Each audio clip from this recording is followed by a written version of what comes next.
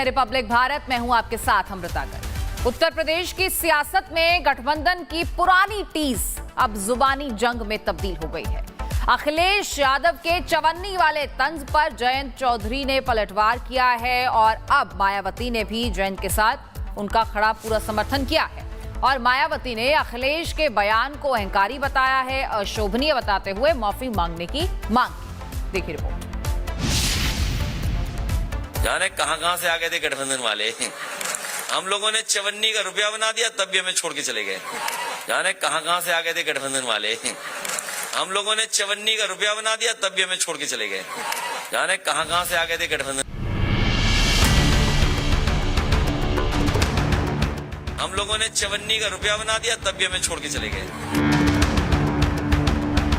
जिन्होंने आज तक उनका सहयोग किया हो या जो आज भी उनके साथ खड़े हों, उनको वो इस तरह के बयानबाजी से सोचने को मजबूर कर रहे हैं। यूपी में गठबंधन की सियासत का पुराना हिसाब अब जुबानी जंग में बदल गया है। अखिलेश के चवन्नी वाले तंज ने ऐसा सियासी सिक्का उछाला कि जयंत के बाद अब मायावती भी मैदान में उतर आई। कुछ दिन पहले अखिलेश यादव ने बिना नाम लिए अपने पुराने सहयोगियों पर निशाना साधा था। आरएलडी प्रमुख पर चवन्नी वाला जुबानी प्रहार किया गया। जाने कहां से आ गए थे गठबंधन वाले। हम लोगों ने चवन्नी का रुपया बना दिया तब भी हमें छोड़ के चले गए।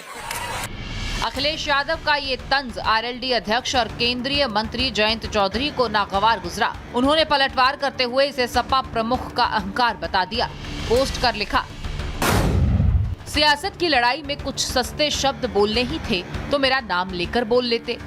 कोई बात नहीं, जाट समाज को टारगेट करना और कहना ABCD हमने सिखाई। मैं इस अहंकार को देख चुका हूं करीब से और मानता हूं ऐसा आचरण सिर्फ पतन लाता है। अखिलेश यादव जी माननीय जयंत चौधरी जी पर ओछी टिप्पणी करते हुए आप चौधरी परिवार का अपमान करने की कोशिश कर रहे हैं और उसके साथ ही आप पूरे जाट समाज को ABCD सिखाने का दम्भ भर रहे हैं। ऐसे समाज को आप अपमानित कर रहे हैं। आपका जिससे गठबंधन हुआ आपने उसको अपमानित करने का काम किया। अपना चरित्र आप नहीं देख रहे हैं। और अब इस सियासी घमासान में मायावती की एंट्री हो गई है। मायावती ने जयंत चौधरी के समर्थन में अखिलेश पर सीधा हमला बोला। बयान को अमर्यादित, अशोभनीय और अहंकारी बताते हुए माफी मांगने की मांग कर दी है। पोस्ट कर लिखा, जैसा कि सर्वविदित है कि समाजवादी पार्टी प्रमुख का अपनी पुरानी सहयोगी पार्टी राष्ट्रीय लोकदल और उस पार्टी के नेता केंद्रीय मंत्री के बारे में ये सार्वजनिक बयान देना कि हमने इनको चवन्नी से रुपया बना दिया, ये कहना पूरी तरह से अमर्यादित, अशोभनीय और अति शर्मनाक है। इस प्रकार की अहंकारी और अलोकतांत्रिक बयानबाजी के लिए उन्हें उस पार्टी से और उनके नेता से ही नहीं बल्कि स्वर्गीय चौधरी चरण सिंह जी के परिवार का अपमान करने के लिए पूरे जाट समाज से बिना देरी माफी मांगनी चाहिए।